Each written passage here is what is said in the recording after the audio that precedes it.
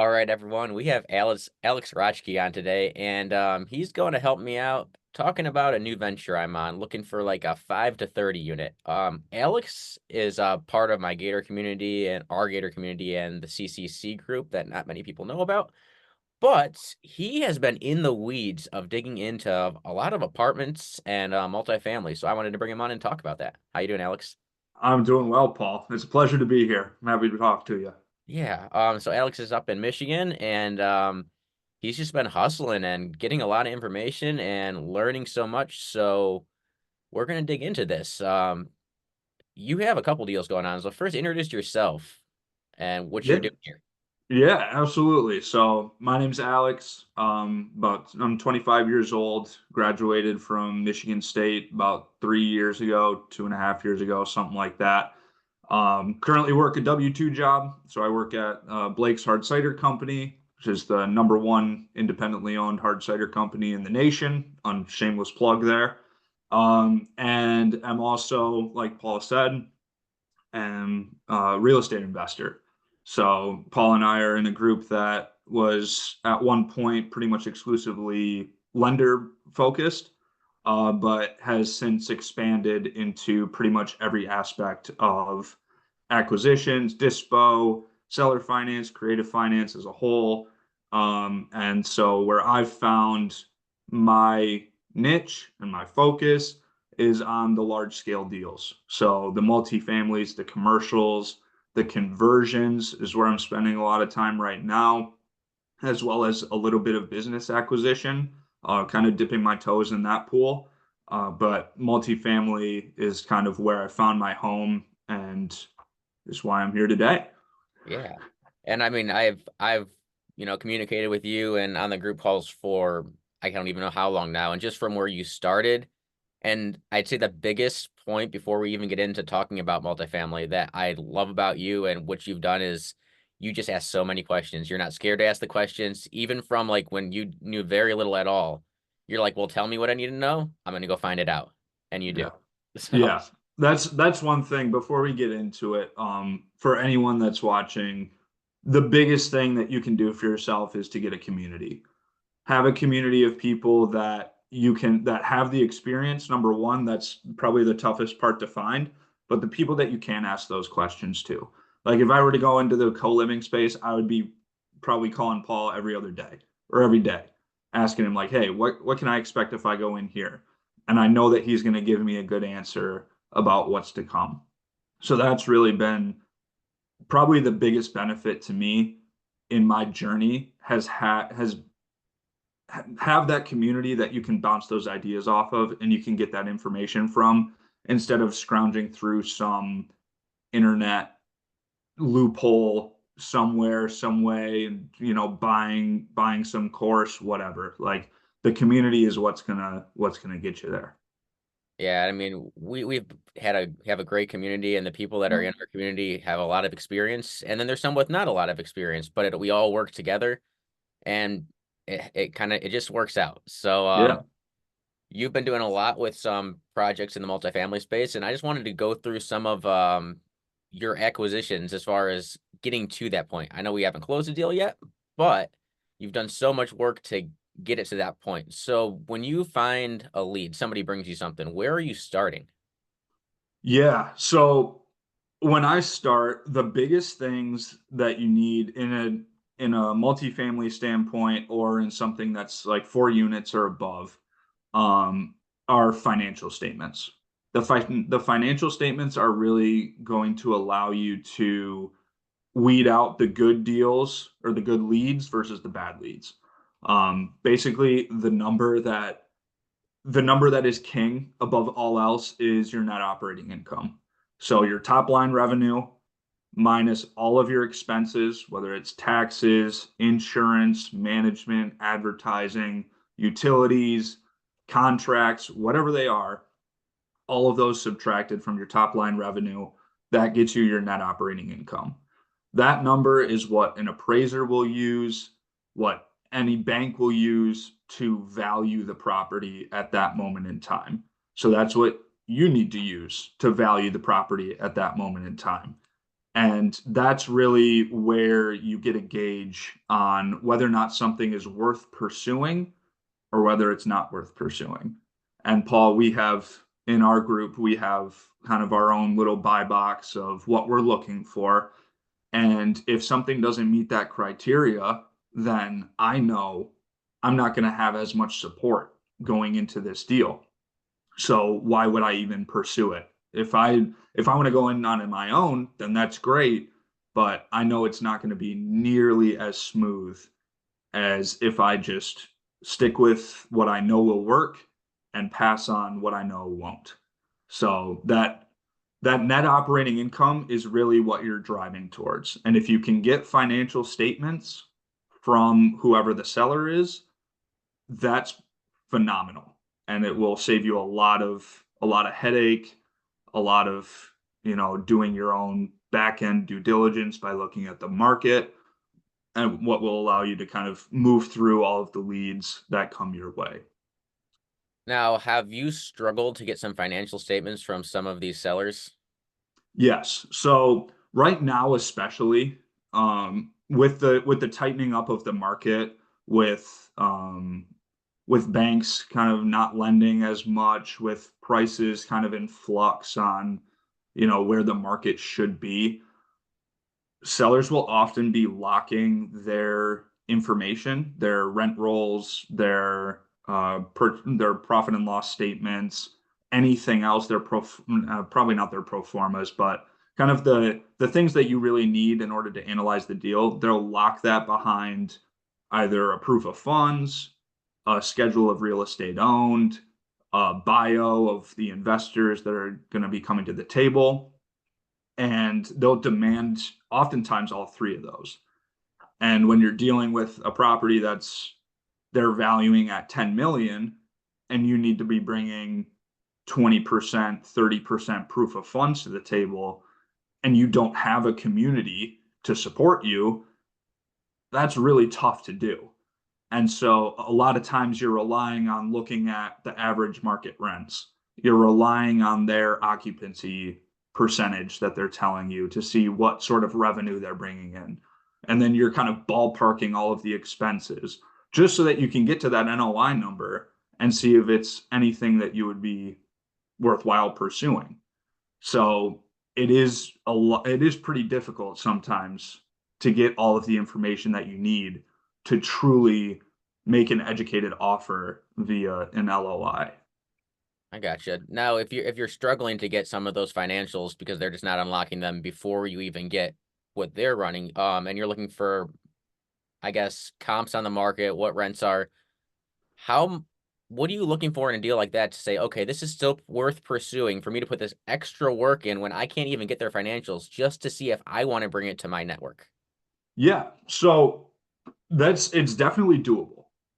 And kind of the way that I go about that is I will hopefully in the lead, whenever the lead comes in, they hopefully give you kind of a bed bath breakdown of the different floor plans that they offer, because that will allow you to get the different comps that are on the market. And for anyone that's breaking into the multifamily space, comping a multifamily property is not the same as a single family property. Like, you don't just take one and you say, okay, I need to find another 48 unit property that has sold in the last 6 months that's not across a major highway Yeah. or that's in the same subdivision. Like, that just doesn't happen. So the way that you do it is all based off of the income that the property produces. So what you're trying to do, if you can't get all of these financial statements, is you're trying to get a conservative estimate on what that property could bring in if you were to acquire it.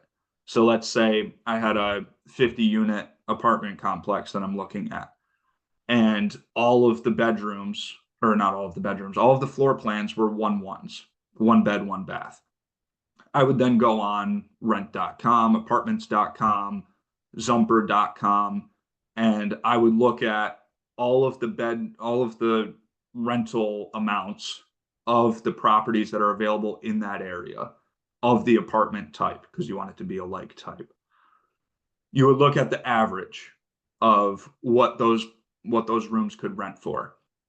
And you would just take a conservative average. If they were 800, 800, and 700, you know that you could likely get 750 out of the rooms that you're working with. Great. So you have a top line revenue number, 750 times 50. That's going to be your revenue per month. You multiply that by 12 to annualize it. That's going to be your total not expected, theoretical revenue per year. And then from there, you start breaking it down. So then you have what you could bring in revenue wise, but now you're not always going to be running at 100% occupancy. So say you're going to take out 10% for occupancy. So you multiply that number by 0.9. So now you're at 90% occupancy for the full year. That's the expected amount that you can be bringing in. Then with management and expenses, all of your utilities, your taxes, your insurance, all of that, the safe number to go with is just cut the number in half. So your 90% top line revenue, cut that in half, and you got your NOI right there. And that's kind of a conservative number that you can work with.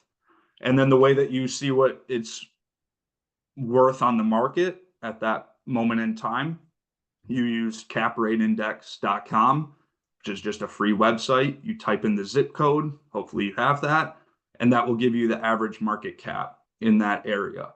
You take your net operating income, divide it by that cap rate percentage, and you get your fair market value. And then wherever that lead came in from, hopefully they gave you what their asking price is. Then you get to see where that value lines up with the fair market price. So if the fair market price is way below what the seller's asking, then it's not really worth me pursuing that Right. deal.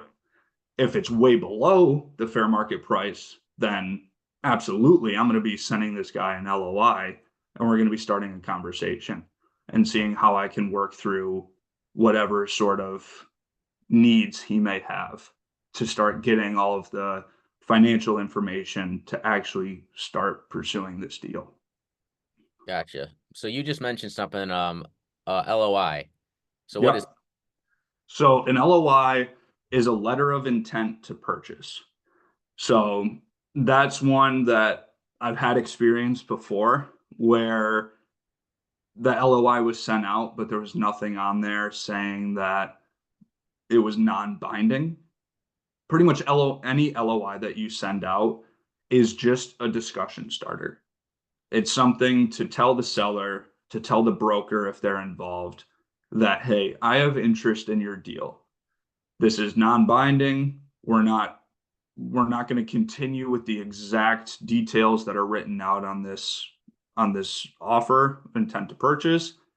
These are just, hey, this is where I'm seeing my offers coming in at. Would you be interested in entertaining those? And then it's just a back and forth from there. The seller can then, make some marks to say, no, I don't want 2 million. I want 2,100,000.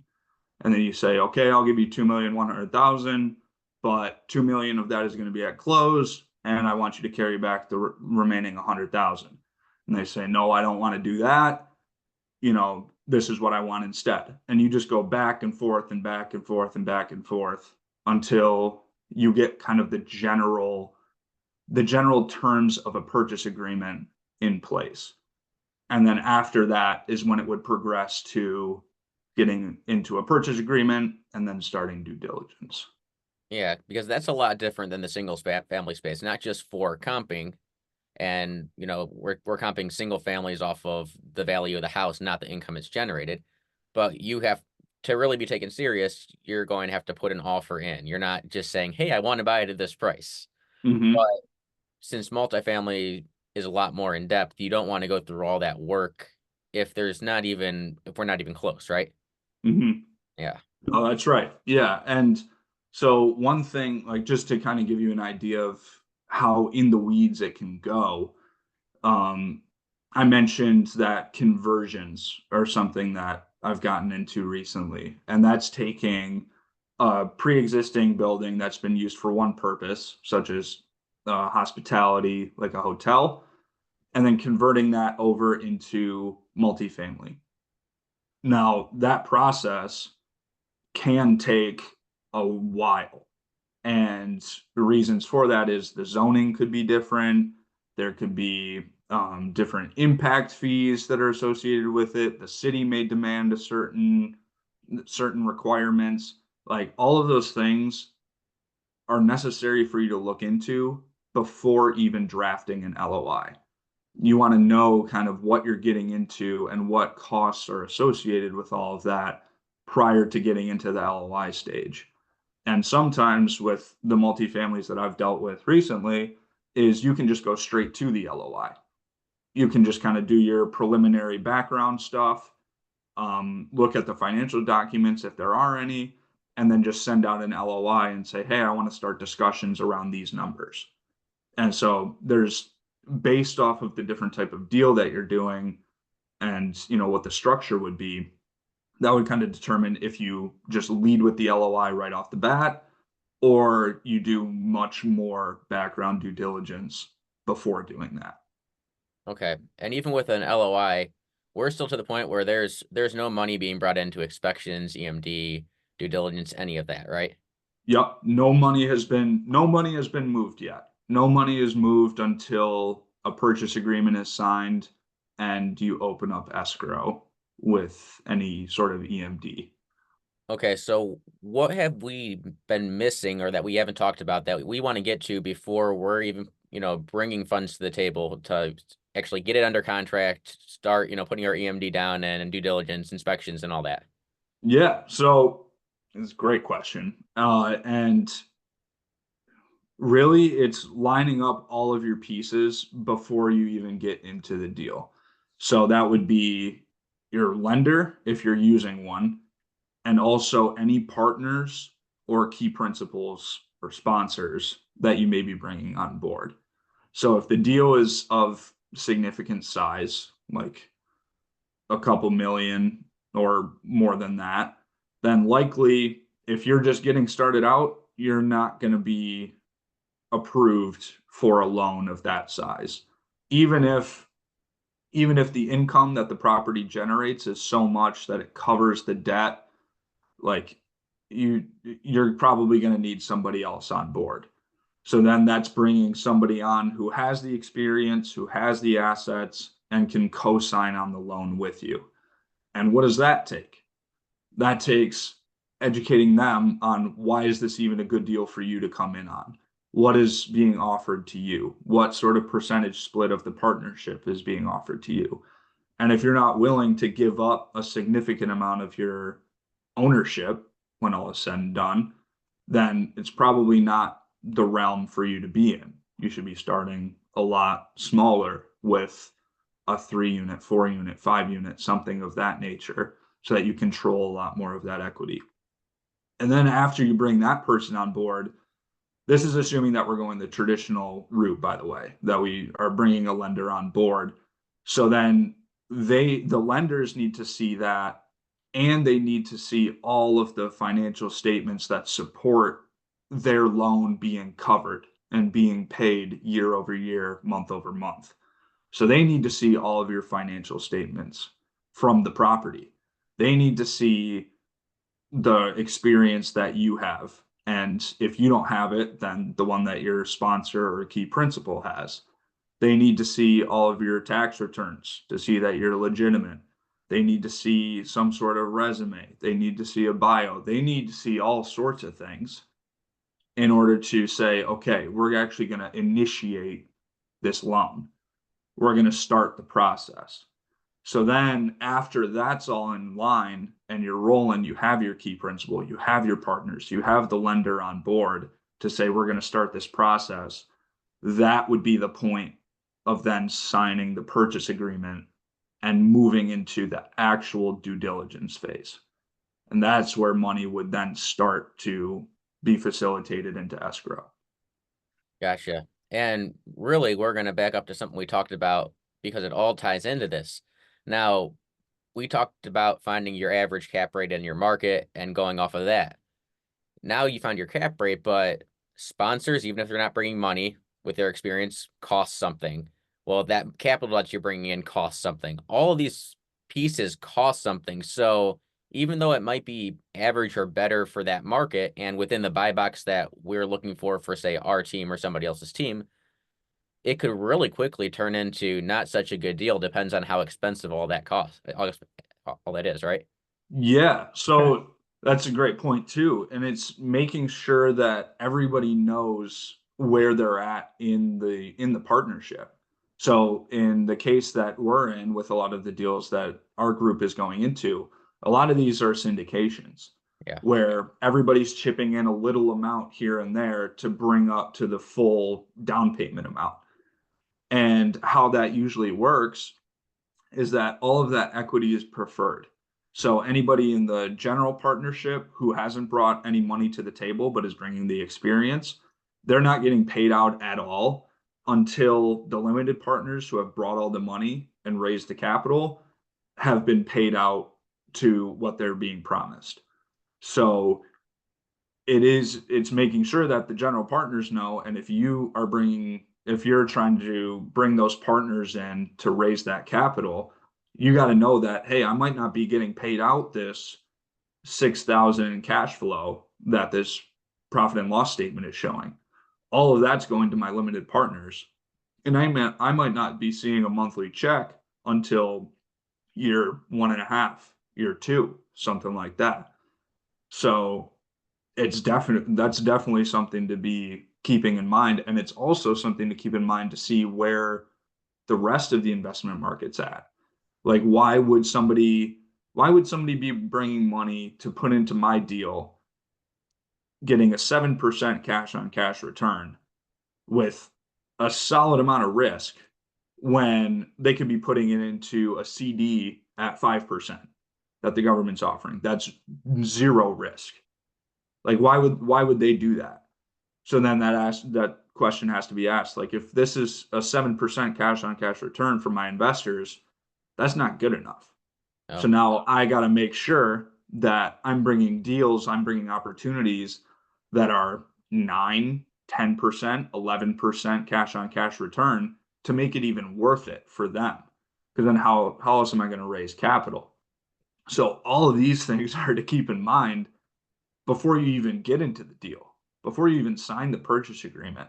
It's definitely a lot to keep track of.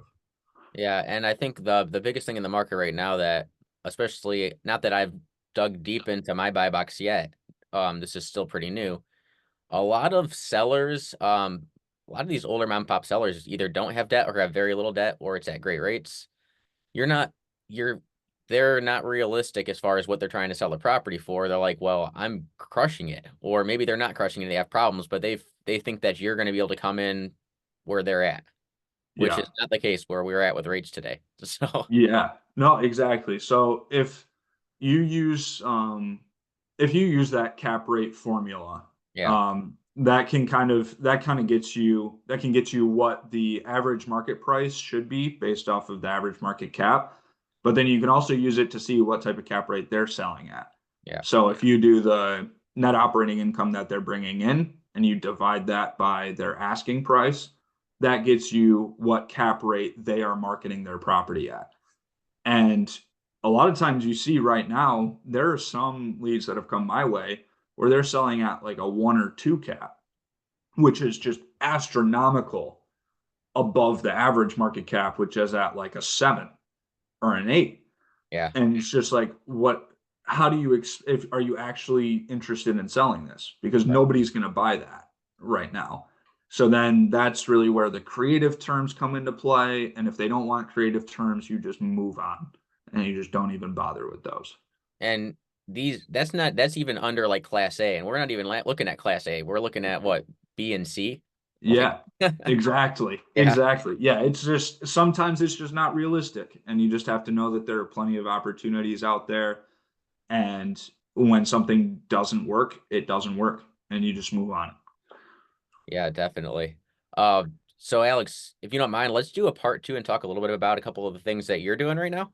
Yeah, that All sounds like a right. plan. Before we leave off though, if anybody in my audience wanted to reach out to you, how do they reach out to you?